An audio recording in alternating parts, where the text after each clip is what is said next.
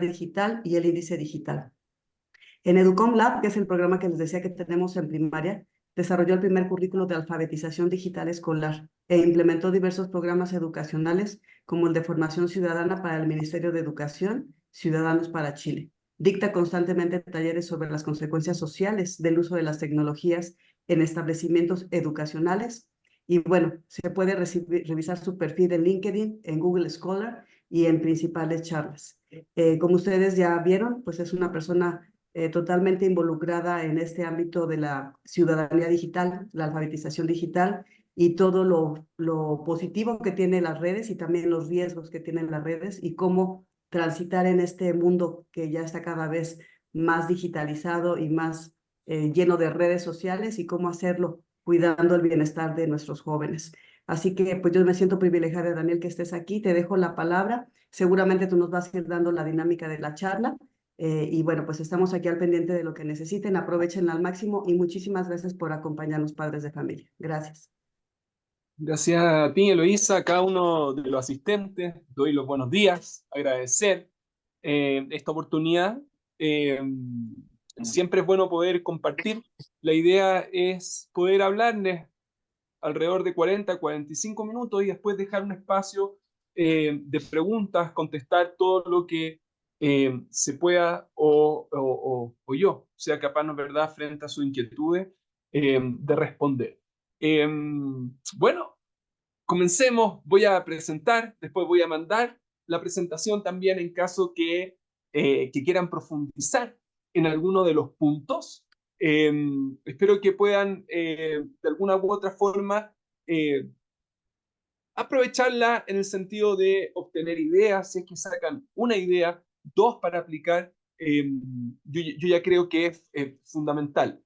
Esto se trata de mostrarles los, yo diría, 10, 15 últimos años de investigación de lo que dicen de las familias más conectadas, que tienen mayor capacidad de empatizar, de conectarse con sus hijos. El punto central que yo quiero poder transmitir hoy día es que muchas veces creemos de forma errónea que el niño se va, la niña, el joven, la joven, se desconectan de nuestra realidad por estar pegados a una pantalla.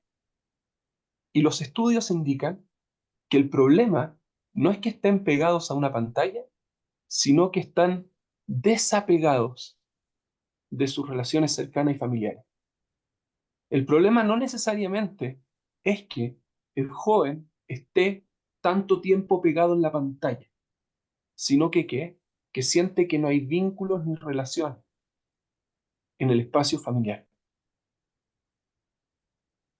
Hay una frase que se me atribuye porque ya es un poco más, tiene años, pero dice básicamente, y esto es lo que trata de demostrar, que cuando un joven no tiene me gusta en la casa, en su hogar, va a las redes sociales a buscar likes.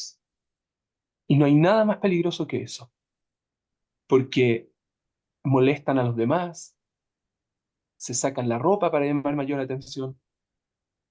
Entonces, ese es el punto, ese es el foco.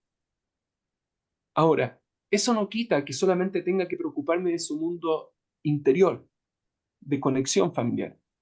También tengo que regular la parte exterior, la parte digital. Queridos papás, queridas mamás, ustedes hoy día deben tener filtros parentales. Hay un ambiente tóxico en el mundo digital que va desde pornografía, que trata de atrapar mientras antes, cuanto mejor, porque reconocen exactamente cuáles son las páginas que visitan los jóvenes, los espacios en los que están, y ahí ponen los avisos. Y un joven de 8, 9, un niño de 8, una niña de 8, 9, 10 años, que tiene ya ese impacto, es muy difícil muy difícil que después pueda tener como un pensamiento más limpio frente a vínculos o relaciones. Es fundamental. Si alguien se tiene que ir ahora y se va a perder todo el resto, yo solamente quiero entregar esos dos mensajes. Uno, que no, la preocupación no puede ser, ay, que está pegado tanto tiempo en la pantalla. Debiese ser como yo lo incorporo más en el vínculo y el núcleo familiar. Y el punto dos es, sí, hay que preocuparse de cuánto tiempo está, qué actividades hace. Y para eso es fundamental el filtro parental. En algunos casos, va a depender del caso. Yo recomiendo Custodio, en otros casos NetNanny, en otros casos Family Link, en otros casos con dispositivos iPhone, los que vienen incorporados ya en el sistema operativo. Va a depender, pero tiene que haber uno. Se ahorran todas las peleas, todas. Te dije que podía estar máximo media hora, te dije yo y empiezan las peleas. Si no tienen eso, es diario y va afectando el vínculo y la relación. Eso. Esos son los dos mensajes centrales. Los voy a explicar el primer punto, voy a explicar el segundo, pero esos son los dos mensajes. Si es que tienen un día muy ocupado, ya se pueden ir y después revisan nomás. Pero si es que no, quédense porque les va a dar tips y herramientas concretas. Bueno, genial. Eh, entonces lo que yo hoy día vengo a hablar, Eloisa, se ve, ¿cierto? La pantalla, ¿se ve? ¿Sí? Ok, está bien, muchas gracias. Entonces, es la vida emocional de un hogar con bienestar. Pero antes les quiero contar una anécdota. Yo vivo del lugar donde yo estudio y trabajo, según Google Maps, son 18 minutos en bicicleta.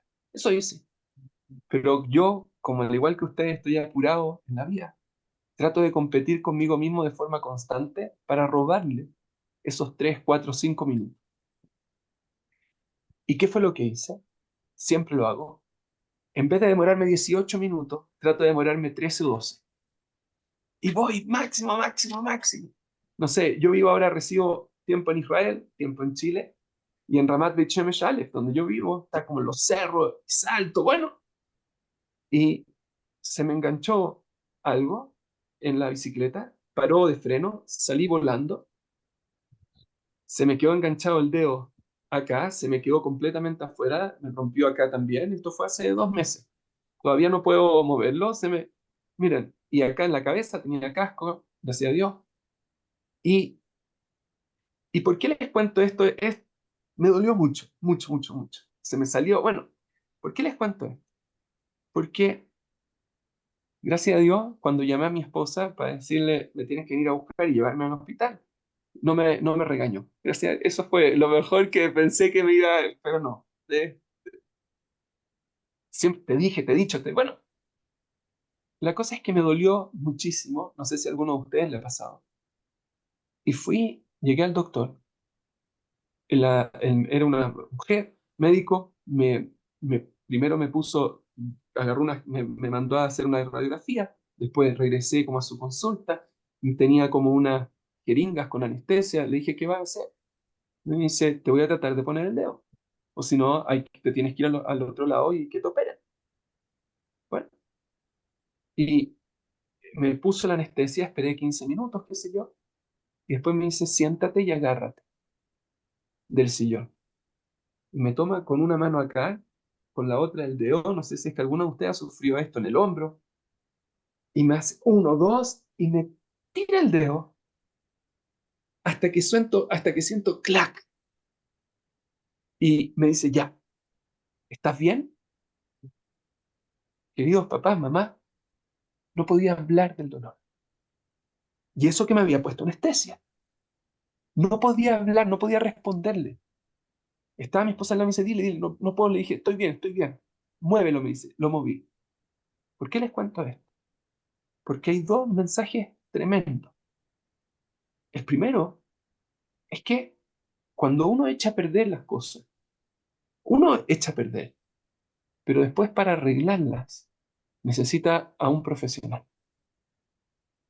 Y el segundo es que dolió, usted no se puede imaginar cómo me dolió cuando me lo fracturé, pero el dolor que sentí cuando me lo arregló fue, a pesar que tenía anestesia, a pesar que había un profesional y ayuda, no lo puedo escribir.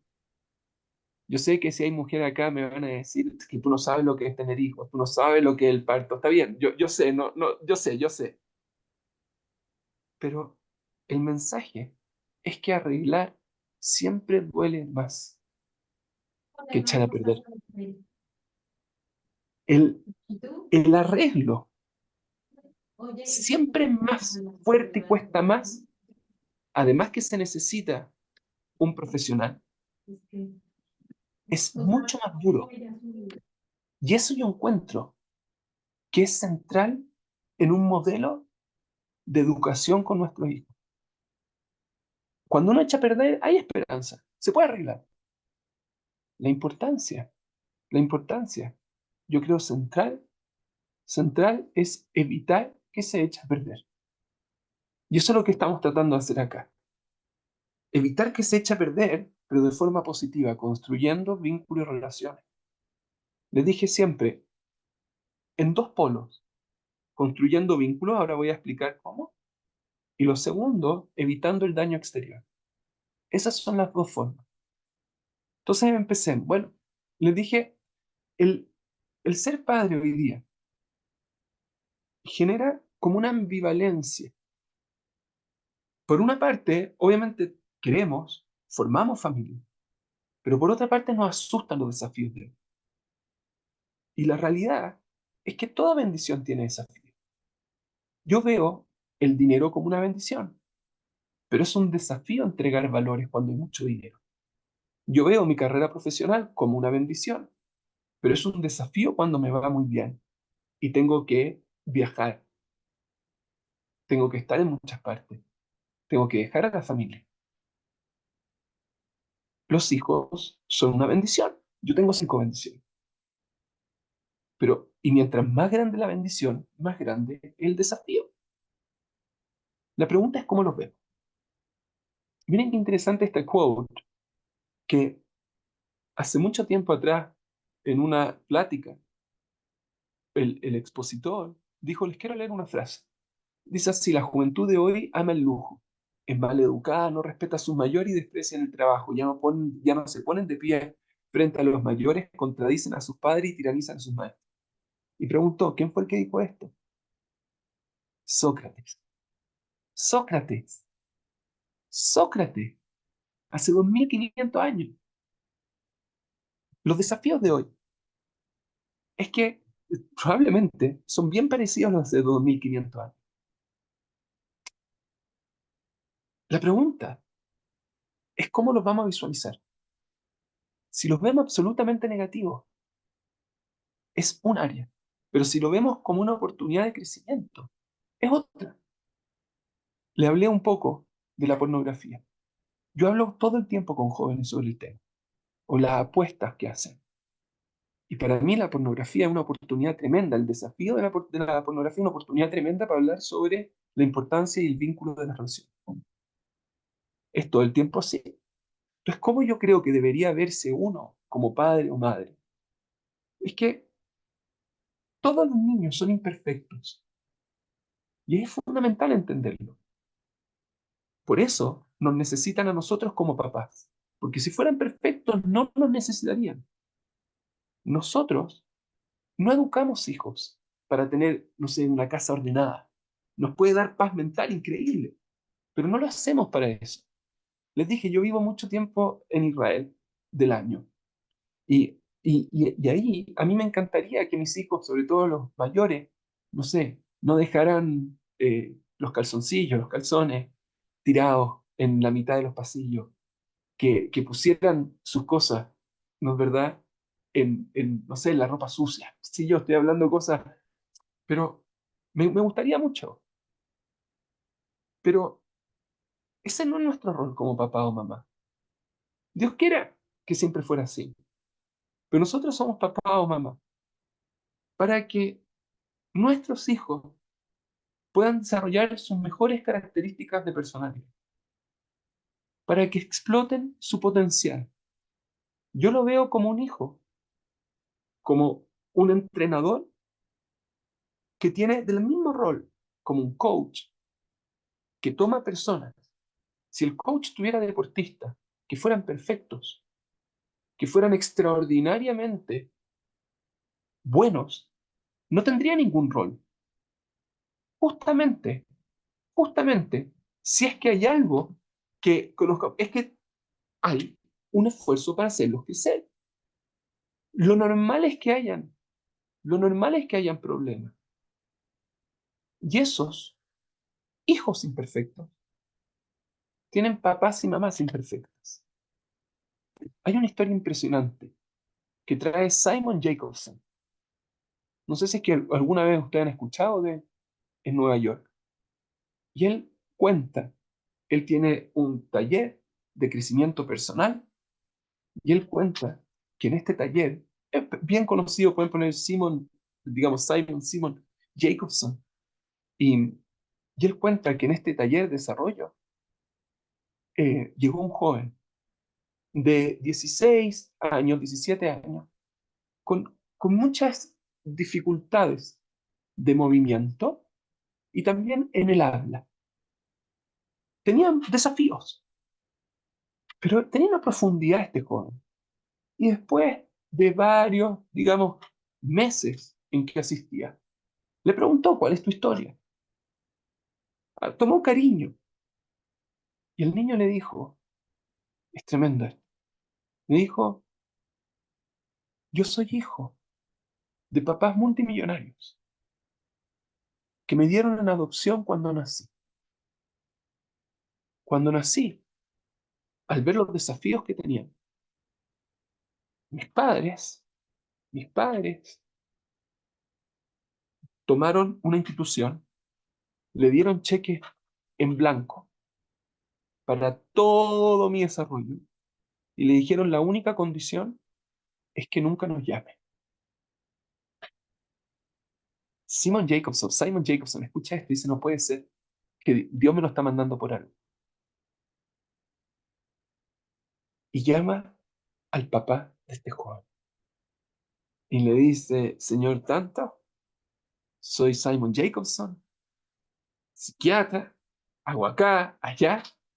Y le dice, lo llamo, porque hace un par de meses comenzó a venir un joven increíble, con una profundidad maravillosa a mis talleres. Y me gustaría conversar con usted. Dice, ¿qué tiene que ver él conmigo? Dice, es que es su hijo. El tipo le dice, no me vuelva a llamar y le corta. ¿Qué hace una persona buena cuando llama a un papá y no le contesta? Llama a la mamá. Le dice, lo mismo. Señora, soy tanto acá, un joven, es precioso, espectacular, viene a mis talleres. Me dice, es increíble.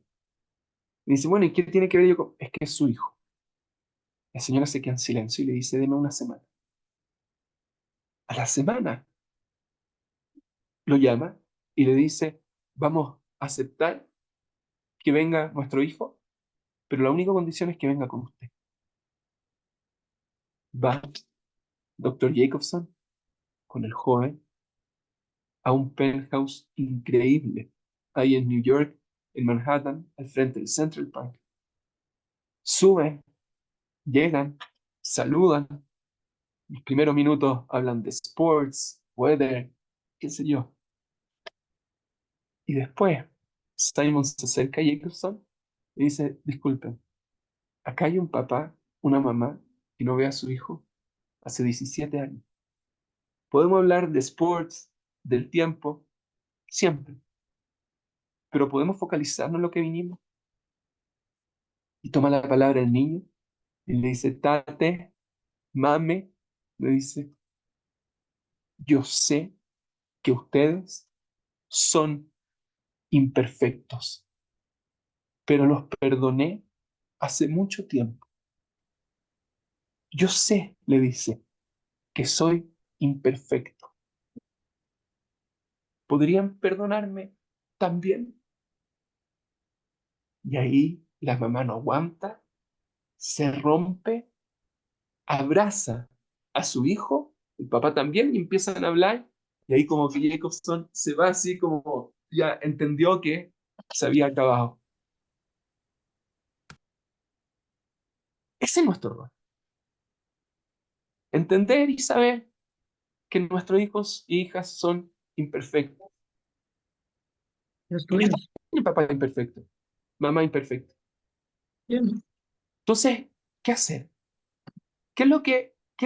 ¿Cómo nosotros, qué hacemos? Y les quiero dar una idea, que es el valor de la conexión. Yo sé que lo que nos preocupa es que están tan conectados con lo digital. Sé, pero les pido probar esto. Sobre todo porque vivimos en una generación que hay mucha negatividad hacia los jóvenes. Oye, son empoderados, egoístas, egocéntricos. Pero hay que entender que cada vez que hablamos mal de los jóvenes hoy, denostamos al adulto que va a ser mañana y la relación se afecta. Porque cuando hay mucha negatividad, la relación se basa al final en evitar lo que no queremos que pase. En Chile se dice los entrenadores, ratones, los de fútbol, no sé cómo se dirá en México, pero aquellos que solamente defienden para que no le hagan goles. ¿Y Defensas. cómo se dice? Aquí en México, defensas que yo conozco. No sé. Defensas. Entonces, ¿cómo? ¿Pero cuánto duran? Duran muy poco. ¿Cuánto creen que dura una relación? Por ejemplo, digamos, una relación amorosa, una pareja, que se casan para no estar solos. ¿Cuánto duran en sus trabajos? No sé cómo es en México, pero las personas que trabajan en Chile para que no las echen de sus trabajos duran muy poco. Hace poco, una directora en un colegio grande, con más de 1.500 estudiantes, me dijo, Daniel, el problema es que hoy los papás tienen problemas. El problema es que tienen miedo de educar. Tienen susto. Entonces hacen las cosas para que no. Y yo digo, entonces muchos papás tienen como esa visión, voy a hacer esto para que no, voy a hacer esto para que no. Pero, ¿por qué yo quisiera invertir en una relación? Si es que, no estoy juzgando, si es que alguien se empareja para no quedarse sola, entiendo una motivación. Pero la verdadera motivación debería ser la relación en sí, que se basa en cariño y cercanía, no en temor y en ansiedad. Esa es la belleza de la conexión. La mejor recompensa de tener una buena relación con un jefe, con una pareja, con un esposo, una esposa, un hijo, un amigo, es la relación. Es valorar la relación. Es espectacular. ¿Y cuál es el problema? Y voy a empezar ahora a poner el tema de la tecnología. El problema es que antes nosotros eh, como que vivíamos más en familia, comunidad y sociedad. Es decir, si bien, por ejemplo, la televisión existía, muchas familias se juntaban a ver televisión juntas. Después cada vez hubo más televisores, más cosas. Y hoy día con la tecnología tan personalizada que si es que uno no es propositivo, ahora voy a explicar lo que es ser propositivo, pero si uno no es propositivo, por default, por descarte, tenemos a los miembros de la familia en sus dispositivos. Entonces, ¿qué es ser propositivo? Ser propositivo es, por ejemplo, tener una noche de juegos. Ser propositivo es, por ejemplo, tener como una actividad en conjunto. Puede ser, da lo mismo, cocinar. Puede ser ir a hacer camping, picnic, ir a una playa, ir a Cuernavaca juntos, pero nuevamente no estar, no es verdad. Puede ser salir a caminar. Puede ser jugar fútbol. Puede ser tener guitarra, cantar, lo que sea. Pero ¿cuál es la actividad familiar que hacen en conjunto? Bruce Feiler Ahí tiene, es impresionante ese libro porque entrevista como a muchos gerentes y dice como cuáles son como los secretos de las familias felices. Es muy bueno. Y él dice este punto, pero y dice que uno de los aspectos centrales es que yo debo como núcleo, como familia, generar actividades que nos permitan estar en conjunto. O si no, van a caer en la tecnología, en estar mirando el teléfono. Después les voy a explicar, voy a ahondar en esto un poquito más, en el tema de tener una narrativa familiar, de ser una familia que tiene que persigue ciertas áreas, que busca ciertos elementos, que se identifica con tales cosas. Porque ahí es más difícil decir no, porque nosotros somos esto. Lo voy a profundizar un poquito. Pero eso es central. ¿Y por qué esto es tan relevante? Porque si yo educo solamente para que no pasen cosas, ustedes dicen, Daniel, yo creo que estás cayendo en un extremo. Les quiero contar un caso real. Hace un par de meses, en una plática, era presencial, no online, una mamá me preguntó que, qué hacer con su hijo, que lo veía absolutamente perdido entre videojuegos y TikTok, y sentía que ya no tenían nada en común. Nada. Y que solamente lo enfrentaba, el vínculo era como decirle, para de jugar, entonces era solamente conflicto. Entonces, para no cada vez que hablar regañarlo, lo dejaba solo en la pieza. Entonces, para no pelear, ella estaba ahí, cuando entraba se saludaban, pero después ella se iba a su pieza y él dejaba que él también estuviera en su pieza. Y me dice, ¿cómo qué le digo? Le dije, señora, lo primero es hablarle el lenguaje de las mamás, con amor, con pasión. Eso es el 99%. Ya, yo le puedo ayudar en un 1%, escucha esto. Pero eso es lo que pasa cuando yo finalmente termino educando para que no pasen las cosas. Llegó el momento, creo yo, en que no podemos hacer nuestras relaciones en que en base a que si no hago esto, si no pasa. La motivación, como les dije, de una relación, la cercanía en sí, es alegría de generar una mayor unidad, la pasión de estar cerca. Eso es idea uno. Idea dos es que es una idea muy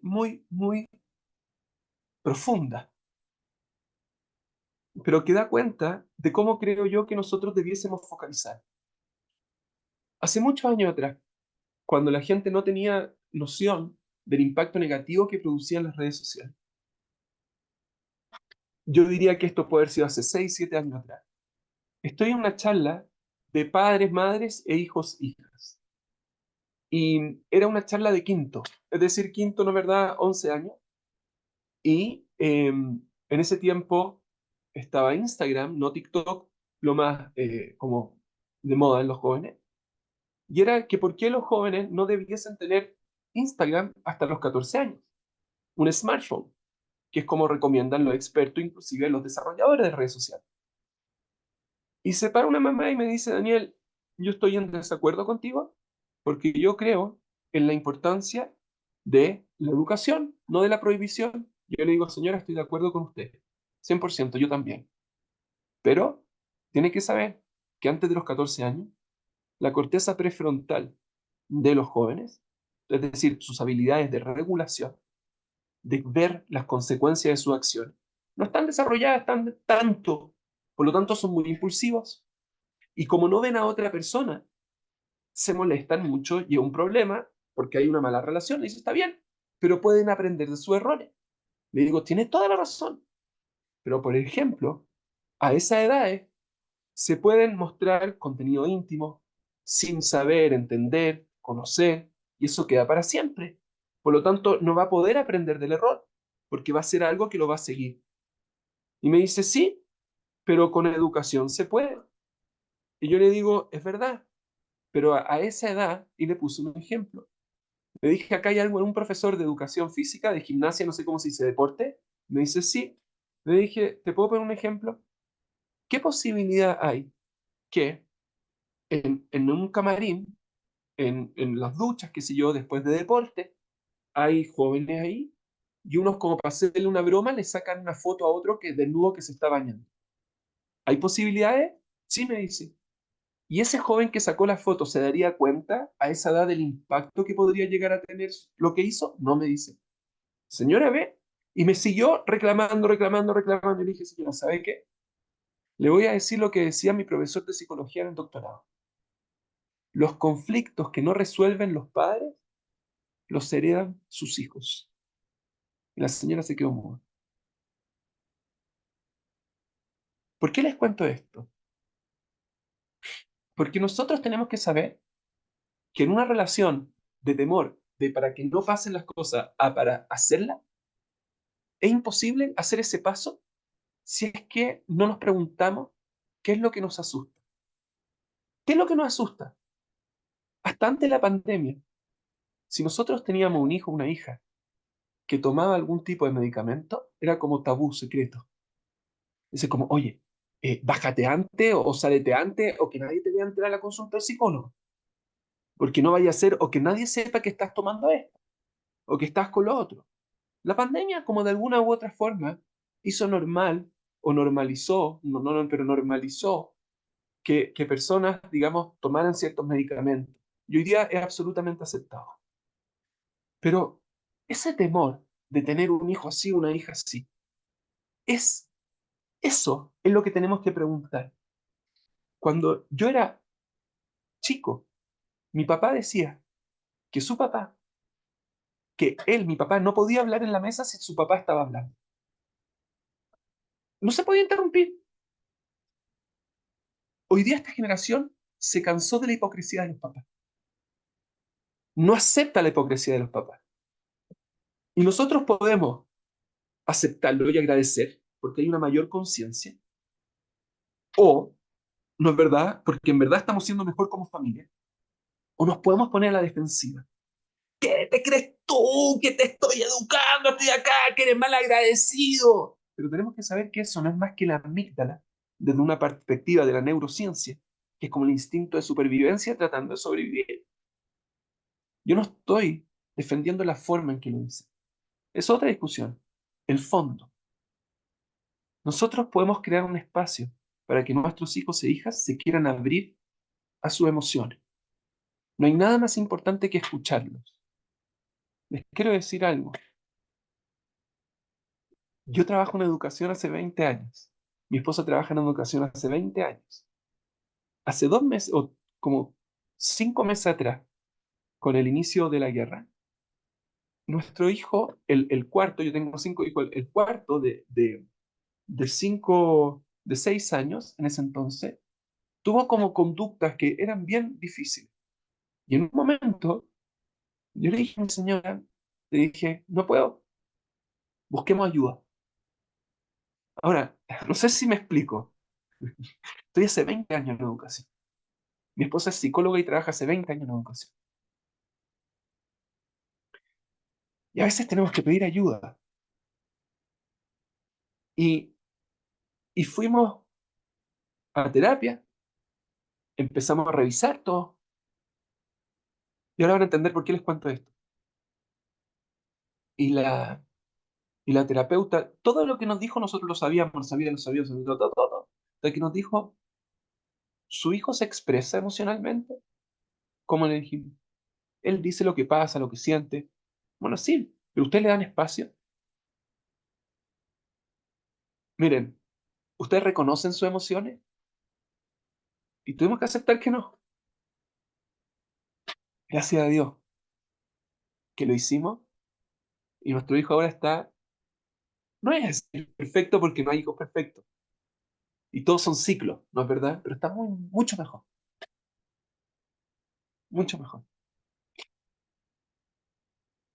Pero si nosotros nos asustamos porque nos da susto, porque nosotros queremos muchas veces que ellos hagan lo mismo que hicimos nosotros y mejor. Y nos vemos reflexionar, y nos vemos reflejados en ello. Entonces, si es que cuando vemos cosas que no, como que nos asustan y empieza el ataque. Pero yo creo que podemos ser mucho más grandes que eso. Mucho más. Entonces, primera idea les dije la importancia de la relación. Segunda idea, le expliqué como que para pasar esa de temor a amor, es fundamental reconocer qué es lo que nos asusta. Porque si no lo reconocemos, lo van a heredar nuestros hijos. Y la idea 3, y después les voy a dar como la bajada súper práctica, es la importancia que tiene crear un hogar con espiritualidad. No necesariamente religión, de religiosidad, sino de espiritualidad.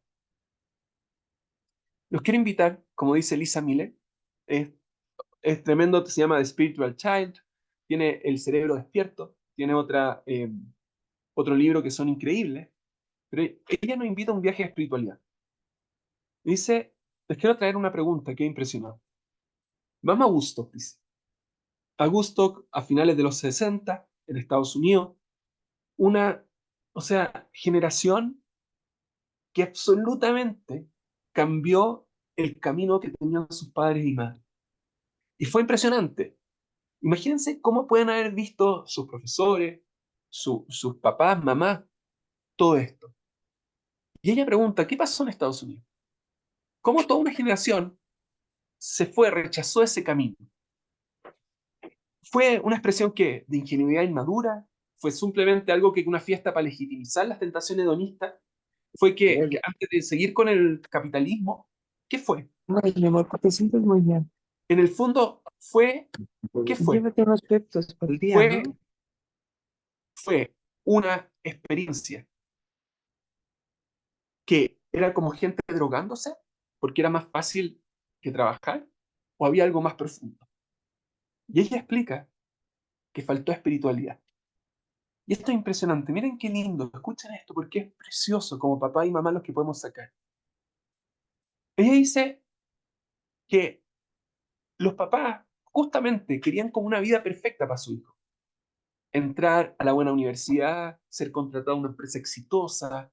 Para eso hay que demostrar responsabilidad, confianza, que si quieres tener un buen sueldo, vivir en una casa, tomar vacaciones, tener 2 autos, tener otra casa en Cuernavaca, qué sé yo, hay que levantarse temprano, pasar todo. Y es una visión positiva.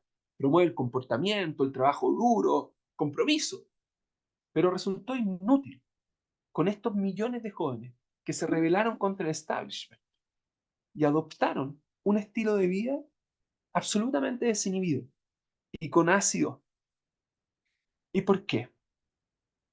¿Por qué? Y esto es lo que yo creo que es interesante analizar. Porque ellos rechazaron esta como filosofía que hablaba en nombre de la seguridad financiera y el estatus social, porque no abordaba la profundidad de sus vidas. ¿Qué pasa con el idealismo inherente de la juventud? ¿Qué pasa con estas palabras? No sé, si en México se dicen tanto, que los jóvenes hoy día quieren buscar una vida con sentido, con significado. El establishment dice que falló, tanto como lo hace ahora. Pero miren, importante, no porque se le exigiera demasiado, sino porque se esperaba demasiado poco. En el fondo lo que hizo fue reducir almas a máquinas, espíritus a robots y humanos capaces de grandeza moral a personas egocéntricas. No le hablaba de las pasiones profundas, sino de las cosas más superficiales. No se dirigió a aspectos idealistas o espirituales, sino solo a sus cuerpos. Por lo tanto, fue un grupo ahogado, que nosotros no nos queremos preocupar de eso, de solamente de el dinero, de las plata. También queremos un significado profundo. Eso dice que es espiritualidad. Entonces, estos 3 conceptos, dejen bajarlos ahora en ideas en 5 minutos, en ideas muy concretas. Primero, ustedes, los mexicanos, tienen una bendición, que almuerzan en familia. Tienen cosas también que son desafiantes, pero uno de los elementos centrales para quitar el tema de la pantalla es tener un espacio común familiar. Y las comidas ayudan en eso. Los estudios te indican que las familias que comen por lo menos 3 veces a la semana, comer, cenar, digamos, pero que pasan ese espacio, tienen menos posibilidades, por ejemplo, de caer en drogas. ¿Por qué? Porque cuando se comen juntos, se comparte conversación, información, y los niños, los jóvenes, tienen un espacio para pedir apoyo. Muy importante. Lo mismo con la imagen corporal. Hay menos problemas de desorden alimenticio, porque ven que es normal. Tienen además mayor autoestima, porque nuevamente, porque yo soy capaz de hablar y relacionarme, y tengo una oportunidad extra para pedir apoyo y sentirme querido y apoyada. Miren qué interesante esto. Hay un mayor logro académico, porque desde chiquititos, si es que los niños están comiendo con pantalla o están en pantalla mientras el resto come, ¿qué es lo que pasa? No escuchan, no escuchan. Y las conversaciones familiares entregan vocabulario a los más chiquititos. Si uno les lee un cuento comparado con una conversación familiar, la conversación familiar es más rica en palabras. Genera, por lo tanto, capacidad para entender mejor una habilidad narrativa. Y esto es muy importante porque cuando los niños entienden que hay un comienzo, un medio y un final, van desarrollando habilidades narrativas. Tienen puntajes más altos posteriormente porque aprendieron. Entonces pueden compartir sus comportamientos de forma efectiva, sus pensamientos, disculpen.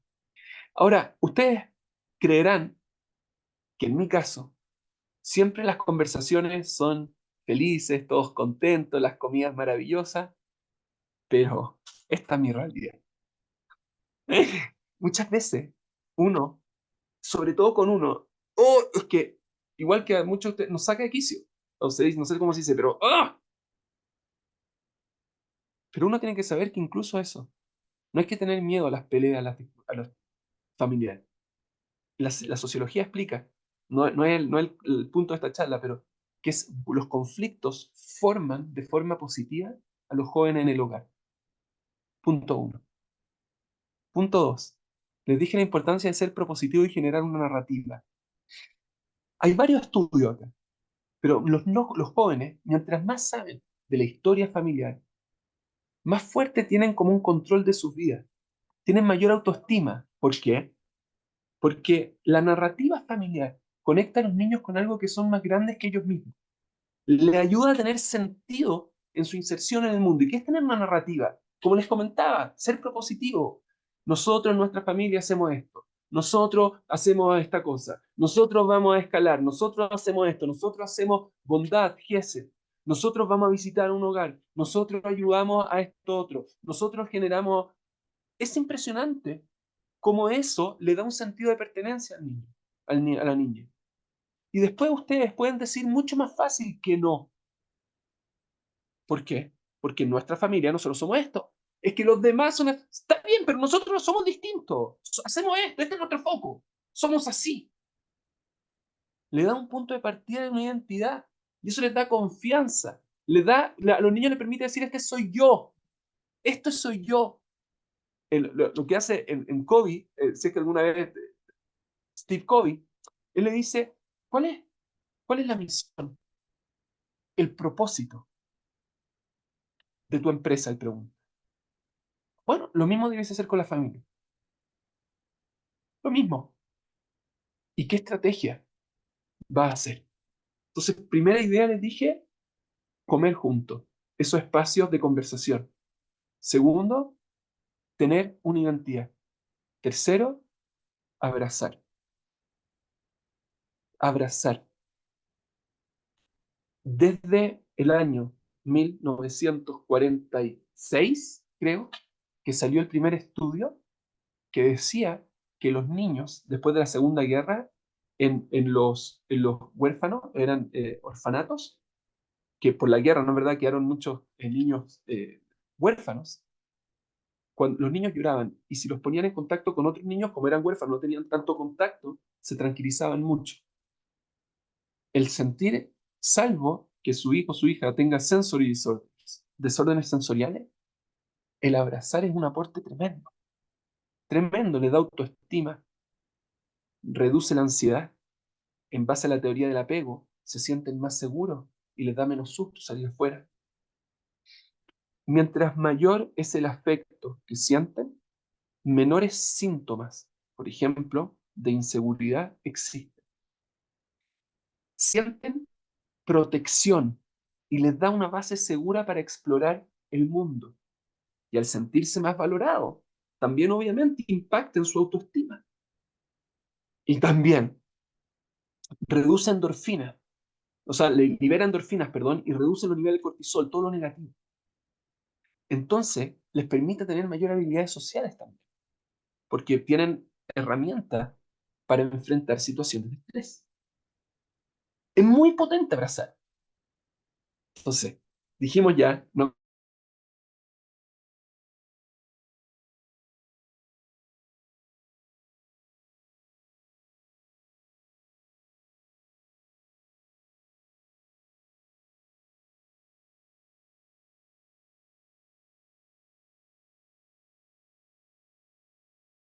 años atrás, empezó a salir que mientras mayor era el apego de los padres al teléfono, mayor era la posibilidad que los hijos tuvieran dependencia digital. Hay un concepto que se llama fabbing, que es cuando yo desatiendo al otro por concentrarme en el teléfono. Y es muy power, muy potente. Hay un estudio que se hizo en Israel el año 2022, cuando mostraban a tres mamás, tres grupos de mamás con hijos de 18 meses a 24 meses. En una condición, las mamás estaban jugando con sus hijos, esperando como un médico. En una condición, entraba una persona a interrumpir. En otra condición, eran como 30 o 40 mamás por grupo, que lo iban haciendo una después de la otra. En una condición, entraba una persona a interrumpir. En otra condición, nadie interrumpía. Y en la tercera condición, la mamá le decían que tenía que responder los mensajes que le llegaban. Lo interesante fue que a los niños medían el nivel de ansiedad. Y en la condición que tenían mayor ansiedad, era cuando la mamá se quedaba en el teléfono. ¿Por qué decía? Porque ahí decía y explicaba que lo más probable es que el niño sintiera que ya no iba a regresar hacia él, que la había perdido. Es muy importante. Le dije espiritualidad.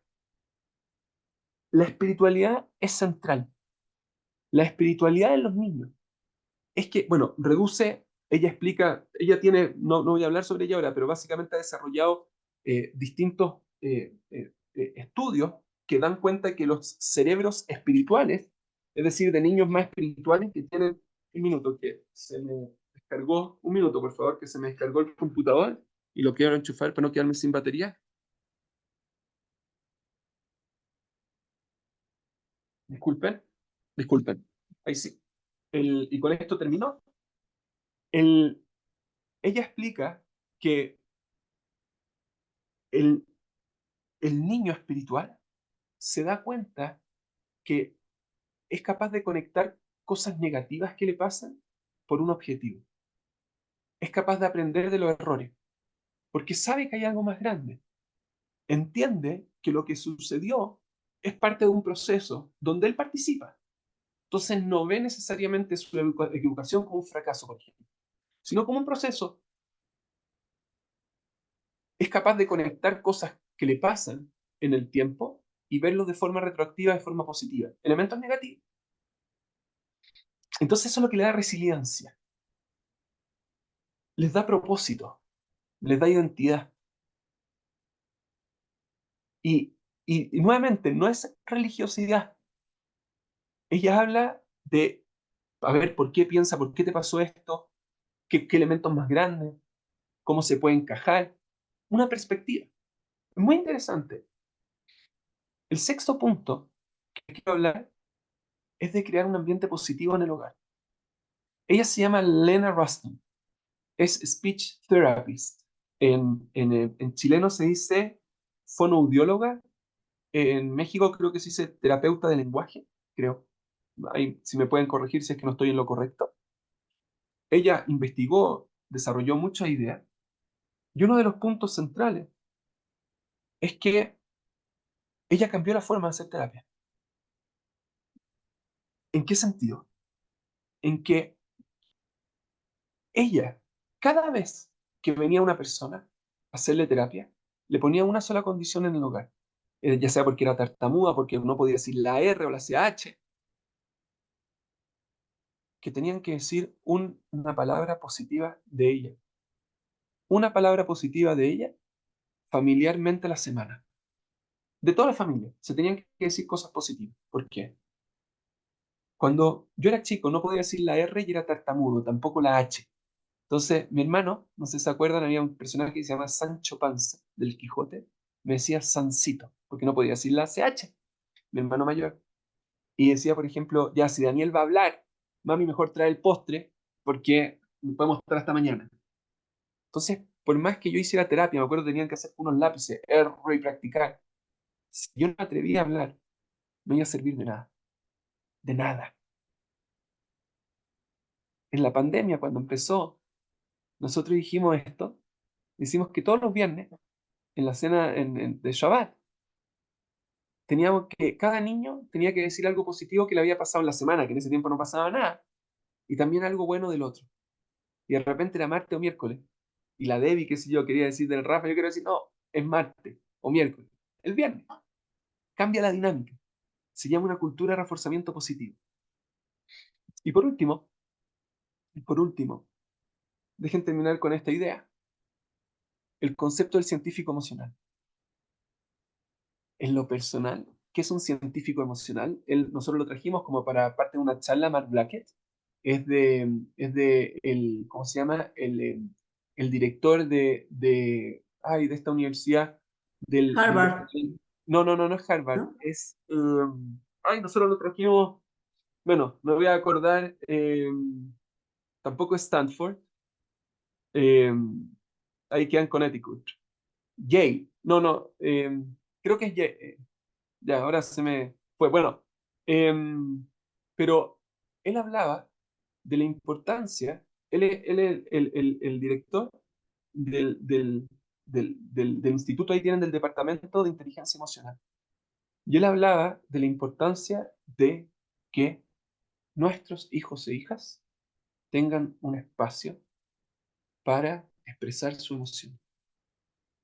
Y eso hablaba del científico emocional. Preguntar, saber.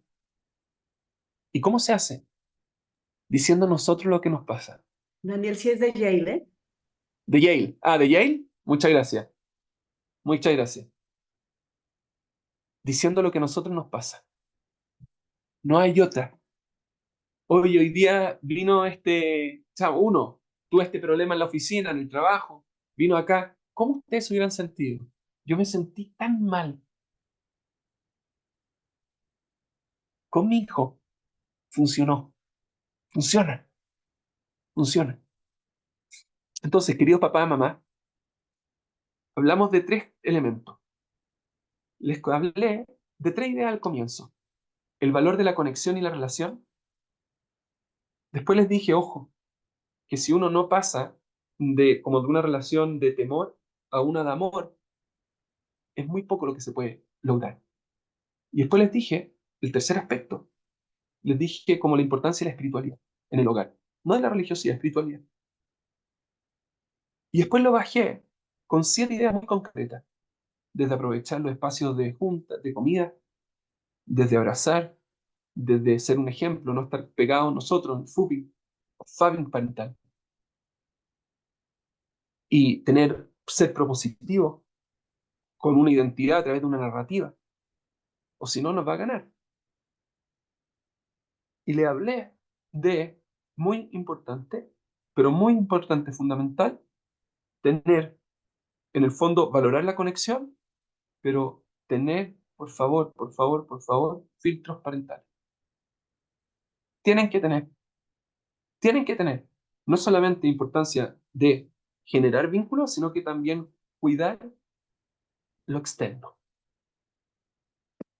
Dejen terminar solamente con una anécdota, una idea muy simple, de un libro importante de psicología, que cuenta que en los 80, en Estados Unidos, había un cartero. No sé si se acuerdan de los carteros. Entregaban cartas, se dice así, acá en México, ¿está bien, cartero? El que va y entregaba las cartas, ¿sí? Y bueno, este cartero estaba y de repente va y deja la carta donde una señora y le dice, disculpe señora, ¿usted tiene una hermana que vive en tal y tal lugar? Acá a 5 o 6 cuadras. Dice, ¿cómo sabe?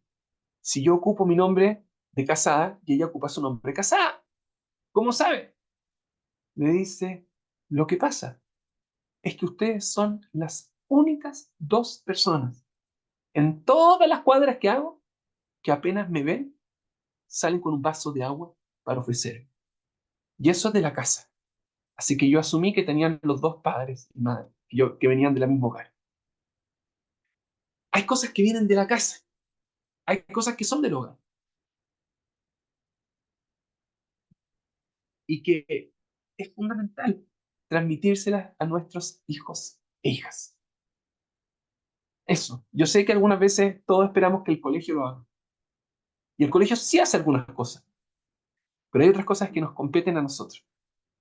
Y eso fue lo que hablamos hoy día. Eso fue. Ahí lo traté de estructurar. Espero que haya sido de utilidad. Quiero saber si hay preguntas, Eloísa, comentarios que quizás pueda tomar. No, pues muchísimas gracias. Yo fui tomando muchísimas notas y tuve el privilegio de estar en la plática también de espiritualidad y fabulosa esos elementos. Así que pues abrimos el espacio para que escriban sus preguntas o abran micrófono o alcen mano como ustedes gusten. Estamos listos con Daniel y toda su generosidad y experiencia para podernos orientar. Así que, ¿alguien de ustedes tiene alguna pregunta, comentario, duda?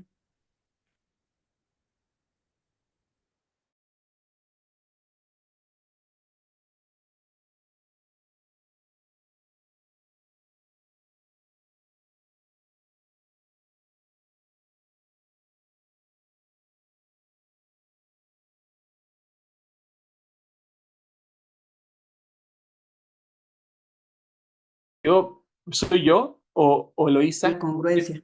Adelante, Ah, ¿quién tiene pregunta? no, no, es que, Ah, perdón, es que no o sea, parece que me había quedado yo pegado. No sabía si eras tú ok. o tú.